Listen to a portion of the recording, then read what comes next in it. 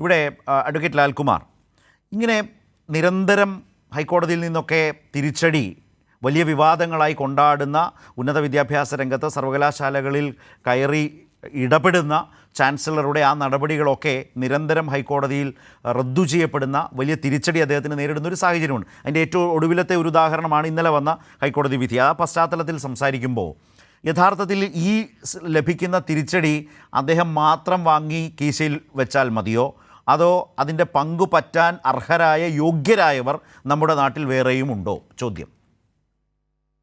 അത് രണ്ട് ആസ്പെക്ട് ഉണ്ട്. ഒന്ന്, കേരളത്തിന്റെ BJPയുടെ സംസ്ഥാന അധ്യക്ഷനാണ് കെ സുരേന്ദ്രൻ.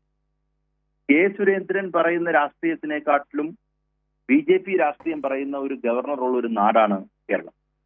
അത് നമ്മൾ പലതവണ കണ്ടതാണ്. അത് റോഡിലിറങ്ങി അമിത്ഷായെ വിളിക്കൂ, മോഡിജിയെ വിളിക്കൂ എന്നൊക്കെ പറഞ്ഞ് അങ്ങോട്ടും ഇങ്ങോട്ടും ഒക്കെ വെപ്രാളപ്പെട്ട് നടക്കുന്ന ഒരു ഗവർണറെ നമ്മൾ കണ്ടതാണ്. ഇന്ത്യൻ ജനാധിപത്യത്തിന്റെ ചരിത്രത്തിൽ ഒരു ഗവർണർ റോഡിലിറങ്ങി തേരാപാര നടക്കുന്നത് നമ്മൾ കണ്ടിട്ടില്ല. സാധാരണഗതിയിൽ സർക്കാരുകളുമായി എപ്പോഴും തർക്കങ്ങളൊക്കെ ഉണ്ടാവും. കാര്യം, കേന്ദ്രം ഭരിക്കുന്ന ആളുടെ നോമിനിയായി ഗവർണർ വരുമ്പം സംസ്ഥാനത്ത് മറ്റ് ഒരു പൊളിറ്റിക്കൽ പാർട്ടി അധികാരത്തിലിരിക്കുമ്പോൾ പൊതുവെ തർക്കങ്ങളൊക്കെ ഉണ്ടാകാറുണ്ട്. പക്ഷേ ആ തർക്കങ്ങൾ എപ്പോഴും ഡെമോക്രാറ്റിക് ആകണം. അൺഡെമോക്രാറ്റിക് ആകുന്ന രീതികൾ പോലും നമ്മൾ കണ്ടിട്ടുണ്ട്. പക്ഷേ അത് ഭ്രാന്തമാകാൻ പാടില്ല എന്നുള്ളത് നമ്മൾ മനസ്സിലാക്കേണ്ട ഒരു കാര്യമാണ്. അതിനകത്ത് ഇടപെടുന്ന ആൾക്കാർ മനസ്സിലാക്കേണ്ട ഒരു കാര്യമാണ്. നോക്കൂ, മുഖ്യമന്ത്രി എന്തെങ്കിലും പറയുന്നു, അല്ലെങ്കിൽ അദ്ദേഹം റിബട്ട് ചെയ്യുന്നു.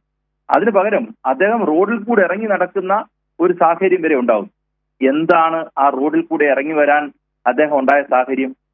ചാൻസലർക്കെതിരെ SFI സമരം ചെയ്തു എന്നുള്ളത് കൊണ്ടാണ്. ഓർക്കുന്നുണ്ടാവും, ചാൻസലർക്കെതിരെ ഈ നാട്ടിൽ SFI സമരം ചെയ്തപ്പം ഈ പറയുന്ന BJPയും കോൺഗ്രസും ഇതിനെ എതിർത്തവരാണ്. കോൺഗ്രസിന്, എനിക്കൊന്ന് കോൺഗ്രസിന്റെ അധ്യക്ഷൻ തന്നെ അന്ന് എടുത്തവരെയൊക്കെ യോഗ്യമുള്ളവരെ എടുക്കും എന്നൊരു സ്റ്റേറ്റ്മെന്റ് പറഞ്ഞു. ഇന്ന് ബസന്ത് പറഞ്ഞ ഒരു സെൻസിലല്ല അന്ന് കെ സുധാകരൻ പറഞ്ഞത്. പോയി അന്നത്തെ റിപ്പോർട്ടുകൾ കണ്ട് നോക്കിയാൽ മനസ്സിലാവും. അന്നത്തെ ചർച്ചകളിൽ ഇരുന്ന കോൺഗ്രസ്സുകാർ പോലും ഈ രീതിയിലല്ല പറഞ്ഞത്.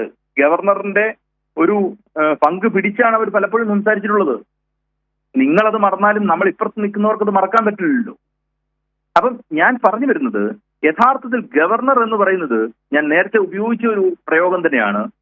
He has become A comic figure in A serious cinema. ഒരു സീരിയസ് സിനിമയിലെ ഒരു കോമിക് ഫിഗറായി അദ്ദേഹം മാറുന്നു എന്നുള്ളത് കുറെ നാളുകളായി നിൽക്കുന്നുള്ളൂ. അതിന്റെ ഒരു വിമർശനമാണ്. അങ്ങനെ ആകാൻ പാടില്ല ഗവർണർ എന്നുള്ളത് ഒന്ന്. പിന്നെ ഈ തർക്കത്തിന്റെ ഒക്കെ ആധാരമായിരിക്കുന്ന വേറൊരു വിഷയം കൂടെ ഉണ്ട്. ഇവിടെ ഈ ചർച്ചയിൽ വന്ന മറ്റൊരു വിഷയം എന്താണ്? പ്രസിഡന്റ് ഓഫ് ഇന്ത്യയിലേക്ക് ഈ പറയുന്ന ബില്ലുകൾ റിസർവ് ചെയ്യുന്നു. ആര് വെക്കുന്നു? ഗവർണർ വെക്കുന്നു. ഈ പറയുന്ന ഇത് പ്രസിഡന്റ് ഓഫ് ഇന്ത്യയിലേക്ക് റിസർവ് ചെയ്യാനുള്ള അധികാരം അദ്ദേഹത്തിന് ഇല്ല. സത്യത്തിൽ നോക്കൂ, രാജ്യത്തെ സെന്ററിനെ ബാധിക്കുന്ന വിഷയങ്ങൾ അത് വളരെ ഡിഫൈൻഡ് ആണ്. ഈ പറയുന്ന ഇന്റർ റിലീജിയസ് ഇന്റർ സ്റ്റേറ്റ് ഇങ്ങനെയുള്ള വിഷയങ്ങളിൽ ഒരു ലെജിസ്ലേഷൻ പാസ്സാക്കുവാണെങ്കിൽ ഗവർണർക്ക് വേണമെങ്കിൽ പ്രസിഡന്റ് ഓഫ് ഇന്ത്യ ഇത് കാണണമെന്ന് തീരുമാനിക്കാം. ഇത് ഒരു കാരണവശാലും സെന്ററിനെ ബാധിക്കുന്നതോ ഈ പറയുന്ന പാർലമെന്റുമായി ബന്ധപ്പെടുന്ന ഒരു വിഷയമേ അല്ല. ഈ നിയമം അദ്ദേഹം ഐദർ റിജക്ട് ചെയ്യണം അല്ലെങ്കിൽ അക്സെപ്റ്റ് ചെയ്യണം. അപ്പൊ സുപ്രീം കോടതിയിലേക്ക് ഇദ്ദേഹം തീരുമാനമെടുക്കാതെ ഇത് കോൾഡ് സ്റ്റോറേജ് വെച്ചിരിക്കുന്ന ഒരു സന്ദർഭം ഉണ്ടായപ്പം കേരള സർക്കാർ സുപ്രീം കോടതിയിൽ സൂട്ട് ഫയൽ ചെയ്തു.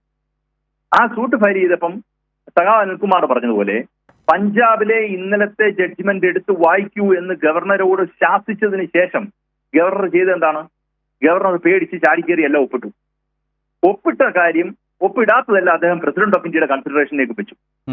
അപ്പൊ പ്രസിഡന്റ് ഓഫ് ഇന്ത്യയുടെ കൺസിഡറേഷനിലേക്ക് വെച്ചിരിക്കുമ്പോൾ അദ്ദേഹത്തിന് കോടതിയിൽ പോയി ഞാൻ പ്രസിഡന്റിന് സെൻഡ് ചെയ്തിട്ടുണ്ട് എന്ന് പറയാമല്ലോ. അങ്ങനെ പറഞ്ഞൂരാനായിട്ടാണ് അദ്ദേഹം അത് പ്രസിഡന്റിന് വെച്ചത്. പ്രസിഡന്റ് വെക്കുമ്പം നോക്കൂ, നമ്മൾ ചെയ്തത് എന്താണ്? അന്ന് നമ്മുടെ സൂട്ട് അമെൻഡ് ചെയ്യേണ്ടതായിട്ട് വന്നു. അമെൻമെന്റ് ആപ്ലിക്കേഷൻ നമ്മൾ കൊടുത്തു. കാര്യം എന്താ? ഗവർണർ ഒപ്പിടുന്നില്ല, ഒപ്പിടിയിക്കണം എന്നുള്ളതായിരുന്നു നമ്മുടെ പ്രയർ. ഇത് പ്രസിഡന്റിലേക്ക് വെച്ചപ്പോ കേരള സർക്കാരിന്റെ പ്രയർ മാറി. എന്താണ്? സംസ്ഥാന സർക്കാരിന്റെ നിയമങ്ങൾ, ഗവർണർ പരിഗണിക്കേണ്ട നിയമങ്ങൾ ഗവർണർ മാത്രം പരിഗണിക്കുകയും ഈ പറയുന്നതല്ലാത്ത വിഷയങ്ങൾ, സെൻട്രൽ അല്ലെങ്കിൽ പ്രസിഡന്റ് ഓഫ് ഇന്ത്യ കാണണ്ടാത്ത വിഷയങ്ങൾ പോലും ഗവർണർ ഇങ്ങനെ സെൻഡ് ചെയ്യുകയാണെങ്കിൽ അദ്ദേഹത്തിന്റെ കോൺസ്റ്റിറ്റ്യൂഷണൽ ഡിസ്ക്രിഷൻ ആർബിട്രറി ആയിട്ട് എക്സസൈസ് ചെയ്ത് ഇത് കേന്ദ്രത്തിലേക്കോ അല്ലെങ്കിൽ പ്രസിഡന്റ് ഓഫ് ഇന്ത്യ എന്ന് പറയുന്ന കേന്ദ്ര സർക്കാരായി മാറുമല്ലോ. അങ്ങനെ അയച്ചു കൊടുത്ത് ഒരു ലെജിസ്ലേച്ചറെയും ഈ സംസ്ഥാനത്തിന്റെ ബില്ല് ഓഫ് ദ പീപ്പിൾ എന്ന് പറയുന്ന ലെജിസ്ലേച്ചർ ആണല്ലോ അല്ലേ? ഉം. ആ സംസ്ഥാനത്തിന്റെ ബില്ലും ഡിഫീറ്റ് ചെയ്യുന്ന രീതിയിൽ ഒരു ഗവേണൻസിന്റെ പാരാലിസിസ് ഉണ്ടാക്കുന്ന രീതിയിൽ ഇടപെടാൻ പാടില്ല എന്ന് പറഞ്ഞ് സംസ്ഥാന സർക്കാർ ആ സൂട്ട് അമെൻഡ് ചെയ്യാനായിട്ട് നമ്മൾ ആപ്ലിക്കേഷൻ കൊടുത്തിട്ടുണ്ട്. അവിടെയാണ് പ്രോസസ്സ് നിൽക്കുന്നത്. ആ പ്രസിഡന്റ് ഓഫ് ഇന്ത്യ ഇപ്പം ഒരു സാധനം ഇപ്പം റിജക്ട് ചെയ്യുന്നു എന്നിരിക്കട്ടെ, ആ റിജക്ട് ചെയ്യുന്നതും ചലഞ്ച് ചെയ്യപ്പെടാം. കാരണം അദ്ദേഹത്തിൻ്റെക്ക് വരേണ്ട ബില്ലല്ല എങ്കിൽ അദ്ദേഹം കാണേണ്ട കാര്യവുമില്ല. എനിക്ക് അധികാരമില്ലാത്തൊരു വിഷയത്തിൽ കയറി ഞാൻ മേടിച്ചു വെച്ച് ഒപ്പിട്ടുന്ന പോലത്തെ ഒരു അവസ്ഥയാണ് അവിടെ ഉള്ളത്. സത്യത്തിൽ പ്രസിഡന്റ് ഓഫ് ഇന്ത്യ ചെയ്യേണ്ടിയിരുന്നത് ഇത് തങ്ങളുടെ കോൺസ്റ്റിറ്റ്യൂഷണൽ ഡിസ്ക്രിപ്ഷൻ വെച്ച് സെൻട്രോ പ്രസിഡന്റ് ഓഫ് ഇന്ത്യയോ കാണേണ്ട വിഷയമല്ല, അത് താഴെ തീരുമാനിക്കേണ്ടതാണെന്ന് പറഞ്ഞ് അദ്ദേഹം റീസെന്റ് ചെയ്യായിരുന്നു വേണ്ടത്. സത്യത്തിൽ ഇപ്പൊ സംഭവിച്ചിരിക്കുന്നത് നമ്മൾ സുപ്രീം കോടതിയെ സമീപിക്കുക എന്നുള്ളത് മാത്രമാണ് നമുക്കുള്ള ഓപ്ഷൻ. വീണ്ടും സുപ്രീം കോടതിയെ സമീപിച്ചു കഴിഞ്ഞിട്ടുണ്ട്.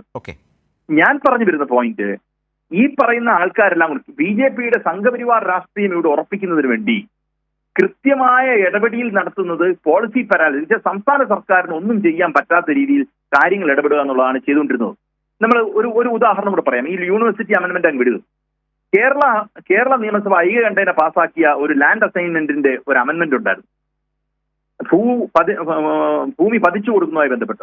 ആ അമെന്റ്മെന്റ് നമ്മൾ ഐകകണ്ഠേന പാസാക്കിയതാണ്. അത് അദ്ദേഹം പിടിച്ചു വെച്ചു. അത് കോൾഡ് സ്റ്റോറേജിൽ ഇപ്പോഴും വെച്ചിരിക്കുകയായിരുന്നു. പിന്നെ ഇപ്പൊ കഴിഞ്ഞ ദിവസം അത് അക്സെപ്റ്റ് ചെയ്തിട്ടുണ്ടെന്നാണ് ഞാൻ മനസ്സിലാക്കുന്നത്, അസെന്റ് ചെയ്തു എന്നാണ് ഞാൻ മനസ്സിലാക്കുന്നത്. അപ്പൊ ഇങ്ങനെ ഇത്ര നാൾ കഴിഞ്ഞ 2 വർഷമായി പിടിച്ചു വെച്ച ബില്ലുകൾ കഴിഞ്ഞ ദിവസം അദ്ദേഹം അക്സെപ്റ്റ് ചെയ്യുന്നു അല്ലെങ്കിൽ അസെന്റ് കൊടുക്കുന്നു എന്ന് പറഞ്ഞാൽ ഈ 2 വർഷം അദ്ദേഹം അടയിരിക്കല്ലായിരുന്നു. ഈ അടയിരിക്കുന്ന പ്രോസസ് അല്ലേ ഇവിടെ നടന്നുകൊണ്ടിരിക്കുന്നത്. അപ്പൊ ഈ പറയുന്ന വെറും 4-അംഗ രാഷ്ട്രീയമാണ് അദ്ദേഹം കളിച്ചുകൊണ്ടിരിക്കുന്നത് ഈ സംസ്ഥാനത്ത്. അത് ഈ സംസ്ഥാന സർക്കാർ ഉയർത്തിക്കൊണ്ടുവരുന്ന വിഷയങ്ങളെ ഡിഫീറ്റ് ചെയ്യാനായിട്ട് അദ്ദേഹത്തിന്റെ കയ്യിൽ ഈ പറയുന്ന ഒരു ആയുധം, ഗവർണർ എന്ന പദവി ഒരു ആയുധമാക്കി അദ്ദേഹം മാറ്റുകയും സംസ്ഥാന സർക്കാരിനെ പുറകോട്ട് വലിക്കുകയാണ് ചെയ്തുകൊണ്ടിരിക്കുന്നത്. അതിൽ 100% ഞാൻ ഉറപ്പിച്ചു പറയുന്നു, കോൺഗ്രസ് പല ഘട്ടങ്ങളിലും അവർ പങ്കാളിയായിട്ടുണ്ട്. ഈ ബില്ല് പാസ്സാക്കരുതെന്ന് പറഞ്ഞ് നിയമസഭ പാസ്സാക്കിയ ഒരു സാധനം പാസ്സാക്കരുതെന്ന് പറഞ്ഞ് ഇവര് പോയി ഗവർണറെ കണ്ടിട്ടില്ലേ? എന്തിനാണ് നിയമസഭ പാസ്സാക്കിയ ഒരു സാധനം കാണരുത് അല്ലെങ്കിൽ പാസ്സാക്കരുതെന്ന് പറഞ്ഞ് ഇവര് പോയി കാണുന്നത്? ഐകകണ്ഠേന പാസ്സാക്കിയില്ലയോ, ഐകകണ്ഠേന അല്ല പാസ്സാക്കിയോ എന്നുള്ളത് പ്രശ്നമല്ല. കാര്യം കോൺഗ്രസ് ഒരു ബില്ലിനെ എതിർക്കുന്നു. ആ കോൺഗ്രസ് എതിർത്ത ബില്ലിനെ നിങ്ങൾ ഒരു കാരണവശാലും ഗവർണർ അംഗീകരിക്കരുതെന്ന് പറഞ്ഞ് നിങ്ങൾ പോവുകയാണെങ്കിൽ നാളെ ഇത് തന്നെ ആവർത്തിക്കത്തില്ലേ? മാത്രമല്ല, താങ്കൾ പറഞ്ഞ കറക്റ്റാണ്. അതായത് യോജിപ്പും വിയോജിപ്പും ഉണ്ടാകാം, പക്ഷേ നിയമസഭ പാസ്സാക്കി കഴിഞ്ഞാൽ ആ നിയമസഭയ്ക്കാണ് അതിന്റെ പരമാധികാരം എന്നതിൽ നിൽക്കേണ്ടതാണ് രാഷ്ട്രീയ പാർട്ടി, ജനപ്രതിനിധികളും. ഞാൻ ഒരു കാര്യം കൂടെ പറയാം വേഗം. നോക്കൂ, ഇപ്പൊ യൂണിവേഴ്സിറ്റിയുടെ ബില്ല് അസെന്റ് ചെയ്യരുതെന്ന് പറഞ്ഞ് കോൺഗ്രസിന്റെ പ്രതിനിധികൾ പോയി കാണുമ്പം അതിന്റെ അർത്ഥം സംസ്ഥാനത്തിന്റെ ലെജിസ്ലേച്ചറിന്റെ ബില്ല് അസെന്റ് ചെയ്ത് കൊടുക്കരുത് എന്ന് ഇവിടുത്തെ പ്രതിപക്ഷ കക്ഷി അവിടെ പോയി അദ്ദേഹത്തോട് പറയുമ്പം ഐകകണ്ഠേന പാസ്സാക്കിയത് പോലും അദ്ദേഹം പോക്കറ്റ് വെക്കാനുള്ള ഒരു ആർജവം അദ്ദേഹം കാണിക്കും. അതല്ലേ ലാൻഡ് അസൈൻമെന്റിനകത്ത് കാണിച്ചത്.